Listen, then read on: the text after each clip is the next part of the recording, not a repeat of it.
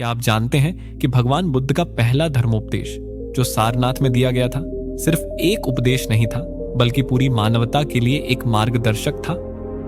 यह वही उपदेश था जिसने दुनिया को अहिंसा, करुणा और मैत्री का अमूल्य संदेश दिया। इस वीडियो में हम आपको ले चलेंगे उस ऐतिहासिक क्षण की ओर जिसने अनगिनत लोगों के जीवन को बदल दिया। अंत तक बने रहें, क्योंकि यह कहानी आपके दिल और दिमाग को छू जाएगी। अगर आपको भगवान बुद्ध की शिक्षा और यह कहानी प्रेरित करती है तो इस वीडियो को लाइक जरूर करें।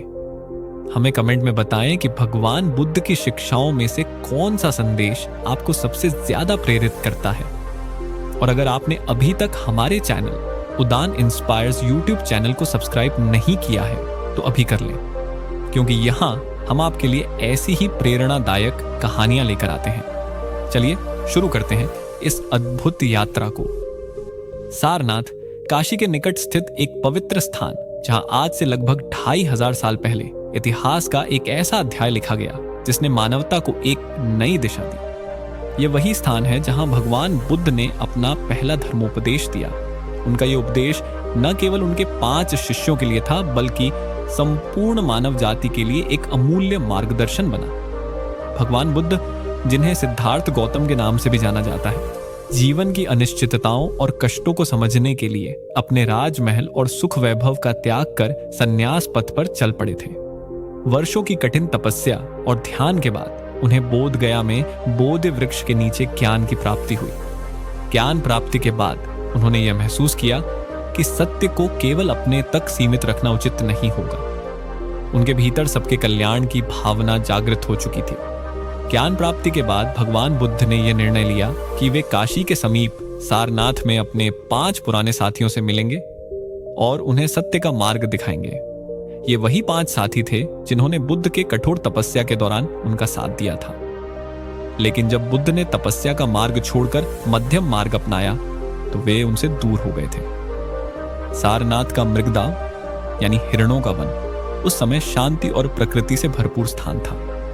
जब बुद्ध वहां पहुंचे तो उनके 5 पुराने साथी उन्हें देखकर पहले तो दूरी बनाकर खड़े हो गए। उनके मन में संशय था कि सिद्धार्थ अब भी उसी राह पर चल रहे हैं या नहीं। लेकिन जब बुद्ध उनके समीप आए तो उनकी आभा और शांत व्यक्तित्व ने सभी को प्रभावित किया। उनके शब्दों ने सभी का हृदय छू लिया। सारनाथ में भगवान बुद्ध ने धर्म चक्र प्रवर्तन नामक अपना पहला उपदेश दिया।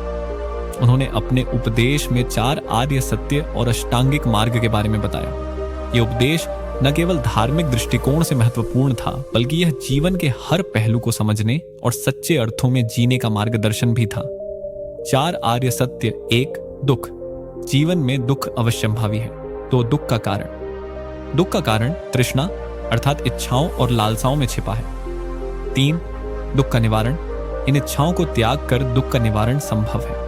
4.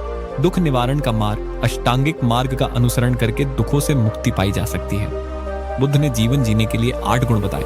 1. सम्यक दृष्टि, सत्य को सही दृष्टिकोण से देखना। 2. सम्यक संकल्प, मन में शुद्ध और सकारात्मक विचार रखना। 3. सम्यक वाणी, सत्य और प्रिय वाणी बोलना। 4. सम्यक कर्म, ऐसे कर्म करना जो अहिंसक और सच्चे हों।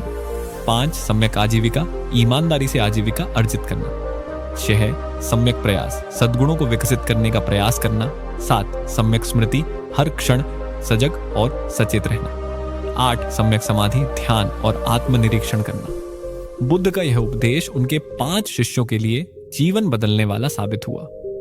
उन्होंने बुद्ध की शिक्षाओं को आत्मसात किया और आगे उनके संदेश को पूरी दुनिया में फैलाने का कार्य किया। भगवान बुद्ध के उपदेश केवल आध्यात्मिक ज्ञान नहीं थे, बल्कि मानवता के कल्याण का एक ऐसा संदेश थे जो आज भी प्रासंगिक है। सारनाथ में दिया गया उनका यह पहला धर्मोपदेश दुनिया को अहिंसा, शांति और मैत्री का पाठ पढ़ाने वाला था। उनके शब्दों में यह भावना स्पष्ट झलकती थी कि प्रत्येक जीव का कल्याण होना चाहिए। उन्होंने जाति, धर्म और वर्ग के बंधनों को तोड़ते हुए मानवता को एकता का मार्ग दिखाया।